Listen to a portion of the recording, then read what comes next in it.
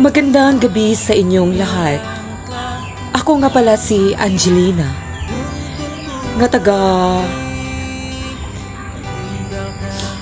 Butuan City. Ani ako ngayon sa inyong harapan sa kandusanang istasyon na hindi pa narehistro para ipahatid sa aking mahal na si Joshua sa kanyang ginawa sa akin.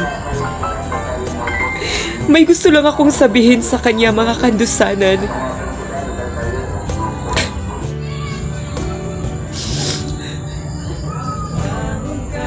Kayong mga lalaki, akala nyo kapag namabahay kayo, nasasaktan nyo lang kami? Makipagtiyugtyakan kayo tapos in-expect nyo iniiyakan kami? Itutulog sa gitna tapos paggising okay na dahil may inihanda kayong masarap na pagkain? Yun ba ang pangarap namin, maging uto-uto? Walang tigil ang takbo ng utak namin na parang gulong na hindi alam kung saan ang paruruunan.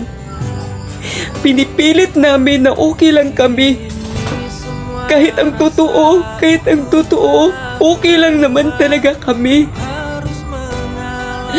Bakit kaya nagawa niyo yan sa amin?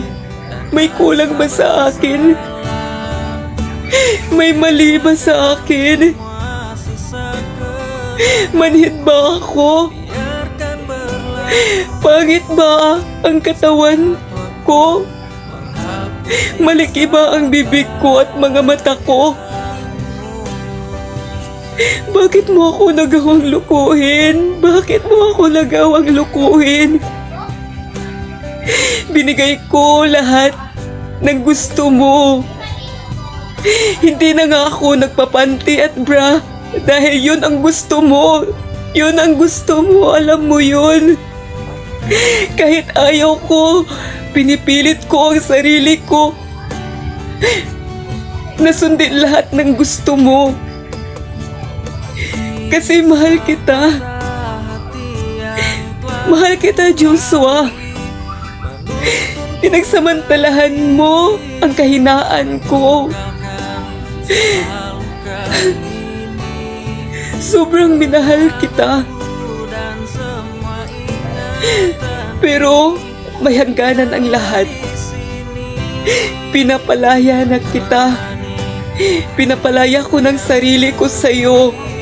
Pinapalaya ko ng sarili ko sa taong syunga na kagaya mo. Kaya nga narito ako ngayon sa kandusanang istasyon para ipahatid ko sa iyo kung ano ang nararamdaman ko ngayon.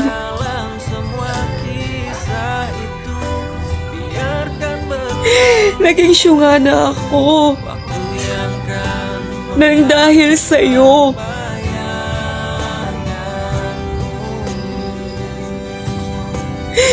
Pinipilit ko yung sarili ko na maging okay tayo pero hindi mo pinapahalagahan yung mga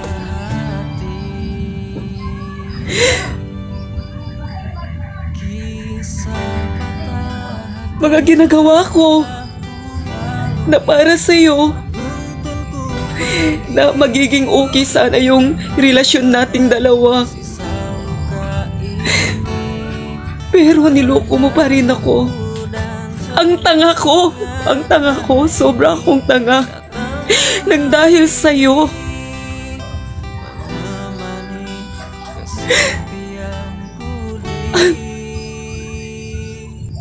O ano, masaya ka na ngayon? Masaya ka na? Dahil umiyak ako ngayon, masaya ka na?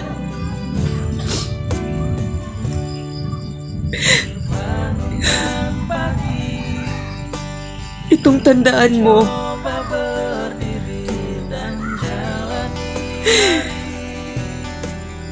May karma din ang lahat.